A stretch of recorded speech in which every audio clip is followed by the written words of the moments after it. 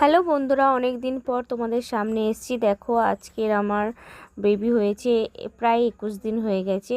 21 দিন হয়ে গেছে তো কী হয়েছে, তবু আমি ভালোভাবে সুস্থ হইনি।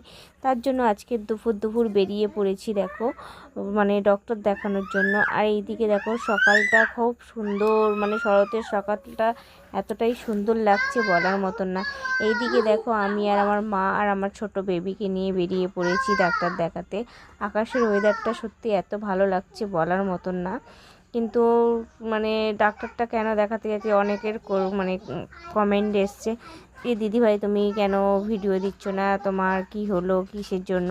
যখন মানে আমার বেবির ছবি দিয়েছি, বাচ্চার ভিডিও দিয়েছি, তখন সবাই বুঝতে পেরে গেছে যে আমি অসুস্থ, তার জন্য ভিডিও দিচ্ছি না। এইদিকে দেখো আমার বেবিকেও ডাক্তার দেখাবো, আমি নিজেও ডাক্তার দেখাবো, তার জন্য বেরিয়ে পড়েছি আমি আর আমার মা। আর আমার দেখো মানে মুখটা ফুলে গেছে। আর অনেকের কোশ্চেন যে আমার সিজার হয়েছে না নর্মাল হয়েছে। যেহেতু আমার প্রথম বাচ্চা সিজারে, তার জন্য আমার সিজারই হয়েছে, নর্মাল হয়নি।